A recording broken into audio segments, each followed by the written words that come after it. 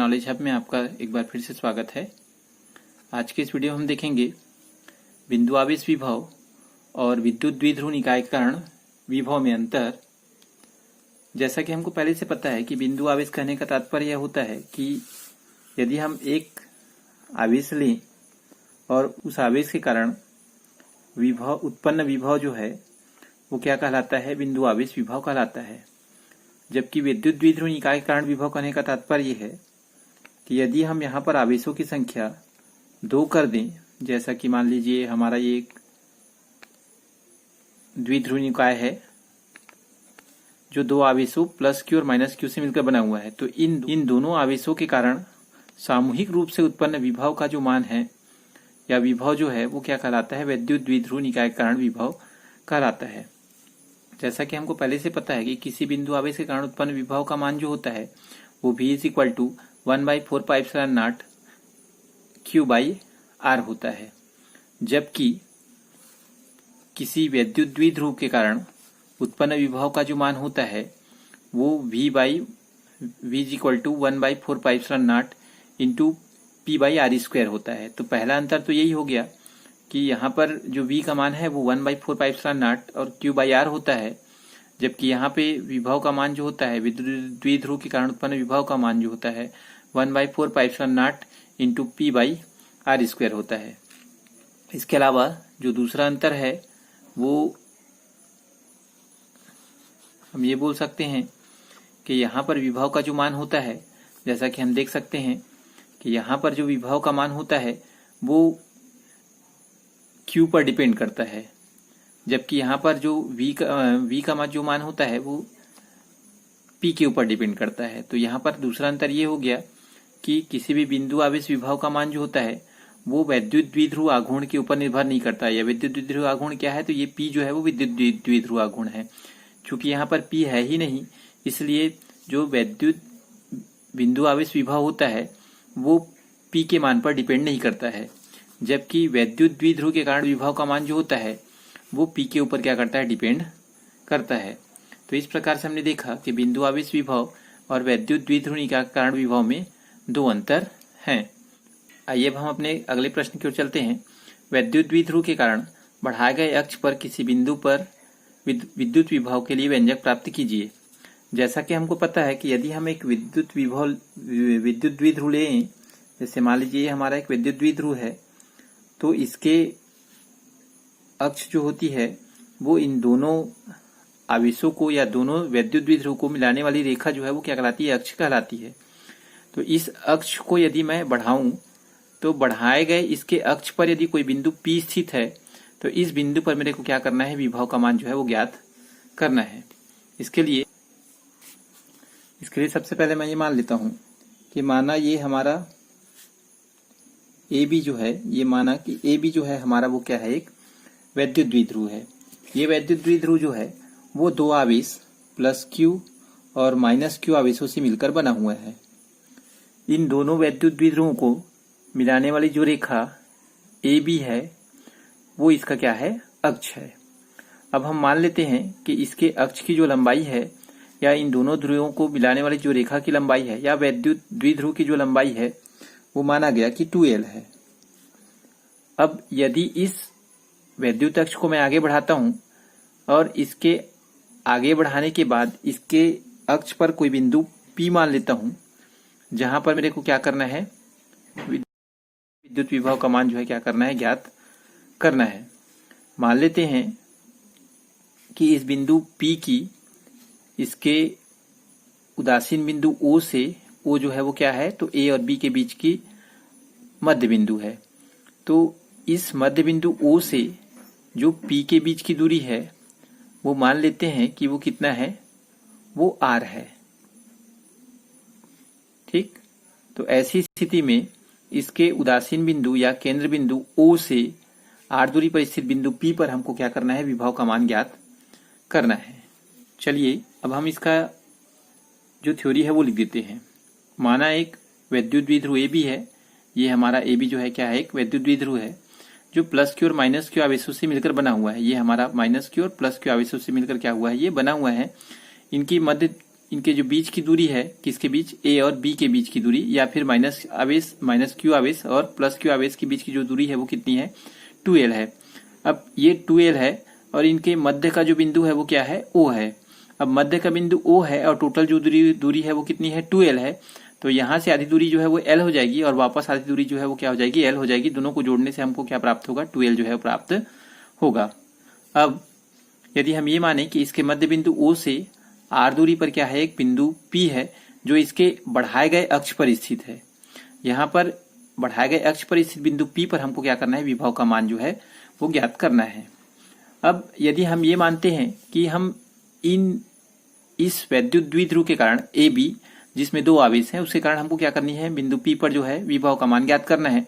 तो सबसे पहले हम ये बोलते हैं कि हम पहले आवेश या पहले वैद्युत द्विध्रुव जहां पर प्लस क्यू आवेश रखा हुआ है, उस प्लस क्यू आवेश के कारण क्या करेंगे, बिंदु P पर विभव का मान ज्ञात करेंगे और उसके बाद माइनस क्यू के कारण बिंदु P पर विभव का मान ज्ञात करेंगे और इन दोनों विभव को क्या कर देंगे, आपस में जोड़ देंगे, जिसके कारण से हमको इस वैद्युत द्विध्रुव के कारण बिंदु P पर विभव का मान जो है वो क्या हो जाएगा, प्राप्त हो जाएगा। तो आइए सबसे पहले हम देखते हैं कि बिंदु प्लस क्यू आवेश के कारण बिंदु P पर विभव का मान, ये लिख दिया गया, प्लस क्यू आवेश के कारण बिंदु P पर विभव का मान। जैसा कि हमको ऑलरेडी पता है कि किसी बिंदु आवेश के कारण किसी दूसरे बिंदु पर P पर विभव का मान का सूत्र क्या होता है, तो ये हम सूत्र लगा देते हैं, V = 1/4πε0 K into Q by दूरी, किनके बीच की दूरी, उन दोनों बिंदुओं के या आवेश से बिंदु P के बीच की दूरी। तो यहाँ पर दूरी जो है वो क्या है, BP है। तो ये दूरी क्या रखा गया है, BP यहाँ पर रखा गया है।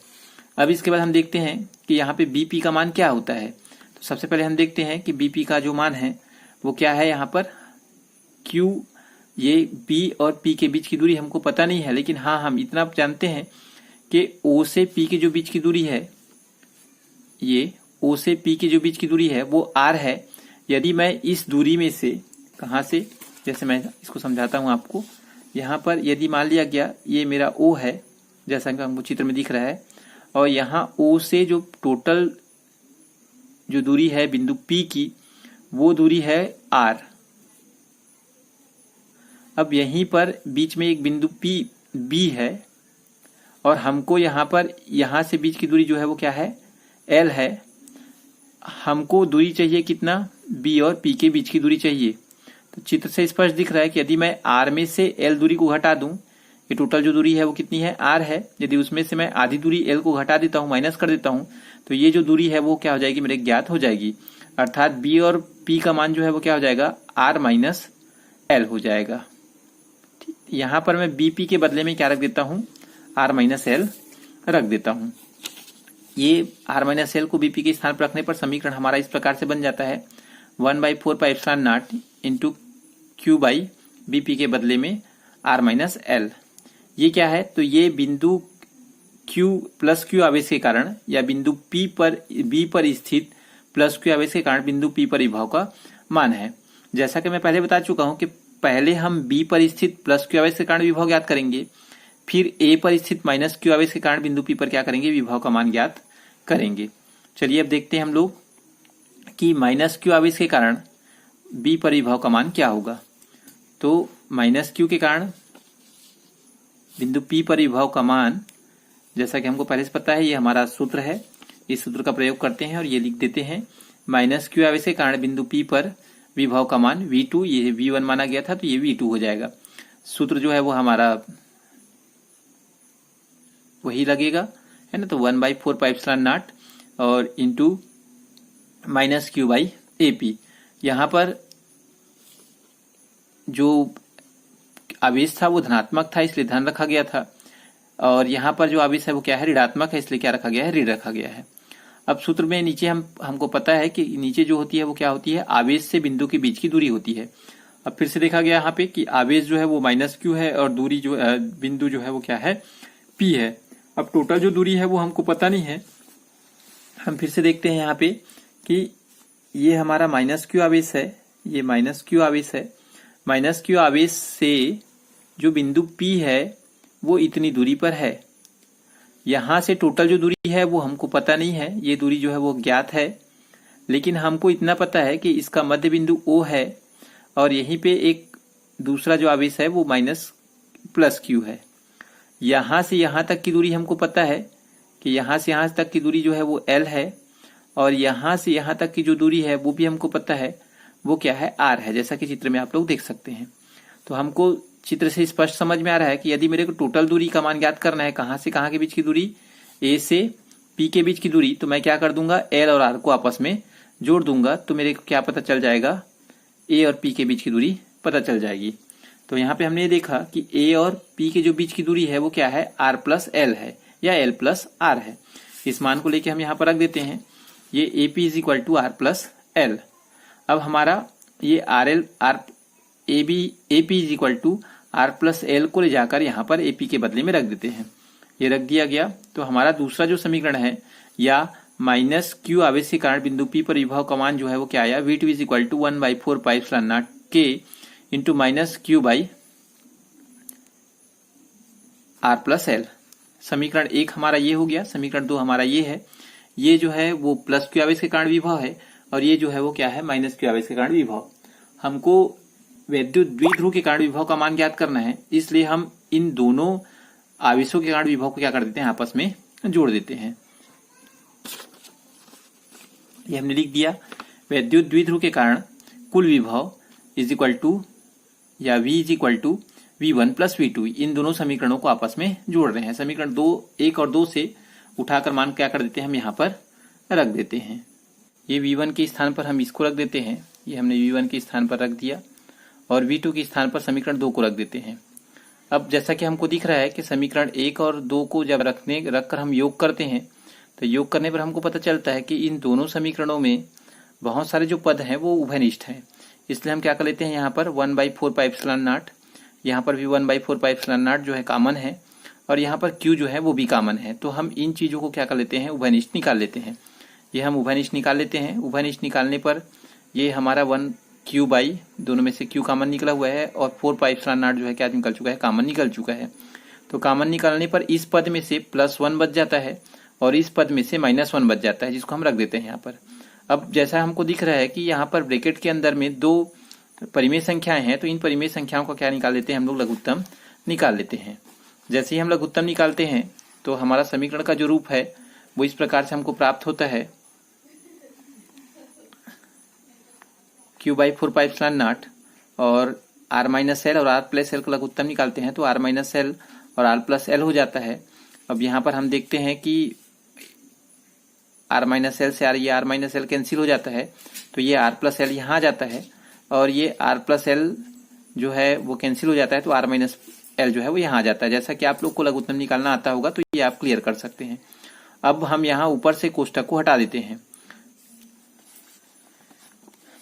कोष्ठक हटाने पर हमको समीकरण का रूप जो है इस प्रकार से प्राप्त होता है, ये R प्लस एल, ये R प्लस एल हो गया और ये ब्रैकेट के सामने माइनस का निशान है, इसलिए अंदर के सारे चिन्ह जो है क्या हो जाएंगे, चेंज हो जाएंगे। और यहाँ पर सूत्र लग जाता है, R माइनस एल और R प्लस एल का मान जो है होता है हमको पता है R square minus L square होता है। यहाँ पर R प्लस में है, यहाँ पे R माइनस में है, ये दोनों R क्या हो जाते हैं, कैंसिल हो जाते हैं और यहाँ पर जो L है वो समान चिन्ह होने के कारण जुड़ जाते हैं और यहाँ पर 2L आ जाता है। बाकी जो समीकरण का शेष हिस्सा है वो जस का तस यहाँ पर लिख दिया गया है।